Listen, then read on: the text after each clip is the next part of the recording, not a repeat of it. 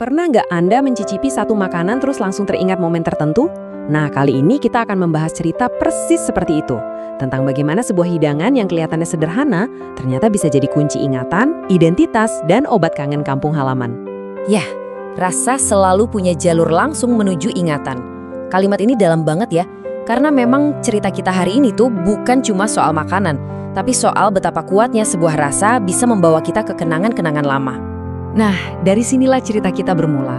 Ada sebuah acara namanya Festiku. Ini festivalnya orang Kuto Arjo di Jakarta. Panitanya pusing nih, gimana caranya bawa rasa asli kampung halaman ke tengah kota metropolitan. Tapi, buat seorang tokoh kita, Pak De Galtung, jawabannya udah jelas banget. Ada satu menu yang, hukumnya wajib ada. Oke, untuk ngerti kenapa makanan ini sepenting itu, kita harus ikut Pak De Galtung pulang kampung. Ini bukan sekedar jalan-jalan biasa loh, ini misi suci, berburu kupat tahu yang paling otentik. Pemberhentian pertama, sebuah warung sederhana di Pasar Kuto Arjo. Menunya yaitu kupat tahu. Kelihatannya simpel, jujur, apa adanya. Tapi pas dicoba, bumbu kacangnya itu loh, rasanya lembut, tapi di saat yang sama, jedar, langsung menghentak di lidah. Unik banget.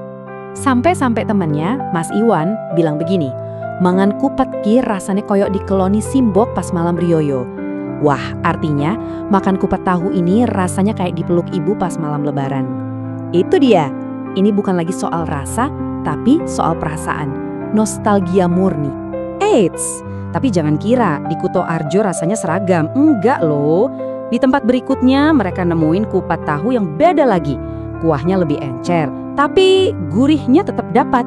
Ini bukti kalau tiap penjual itu punya sidik jari rasa mereka sendiri, punya cerita dan gayanya masing-masing. Nah, di tengah petualangan rasa ini, salah satu teman Pak D, namanya Tommy, tiba-tiba nyeletuk. Dia ngajuin satu pertanyaan, dan pertanyaan inilah yang jadi jantung dari pembahasan kita hari ini. Nah, ini dia pertanyaannya. Bedanya kupat tahu Kuto Arjo sama Magelang apa deh? Pertanyaan simpel tapi krusial banget. Dari sinilah sebuah tur kuliner pribadi jadi ajang perbandingan rasa yang super menarik. Yuk kita bedah bareng-bareng. Dan jawaban dari Pak De Galtung ini, wah mantep banget. Dia ngejelasin perbedaan intinya dengan sangat jelas. Ternyata kuncinya ada di detil bumbu, pilihan topping, dan ya bisa dibilang filosofi di balik masing-masing hidangan. Oke, lihat tabel ini deh. Kelihatan banget kan bedanya? Kita mulai dari Kuto Arjo. Profil rasanya itu gurih dan ringan. Kunci utamanya, bawang putihnya kuat banget. Toppingnya juga minimalis, cukup toge sama bawang goreng. Bener-bener ora neko-neko tapi nendang, kata orang Jawa. Simple tapi kena. Nah, sekarang kita geser ke Magelang, ini beda dunia. Rasanya itu manis dan kuahnya kental. Kenapa? Karena kecap manisnya dominan banget. Toppingnya juga lebih rame, ada irisan kol, bakwan, kadang telur, plus kerupuk pink yang ikonik itu. Jadi jelas ya, dua pendekatan yang sangat berbeda. Jadi, kalau kita simpulkan kupat tahu gaya Kuto Arjo, kata kuncinya adalah gurih, bawang putih yang nonjok, kuah ringan, dan topping minimalis.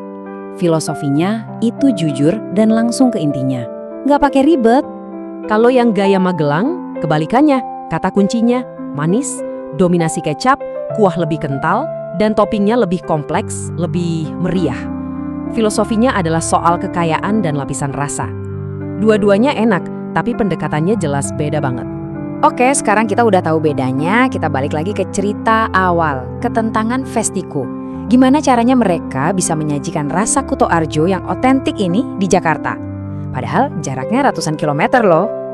Panitia ini pintar. Mereka sadar kalau kupat, tahu, sama toge itu bisa dicari di mana aja kan? Tapi ada satu hal yang jadi jiwanya hidangan ini.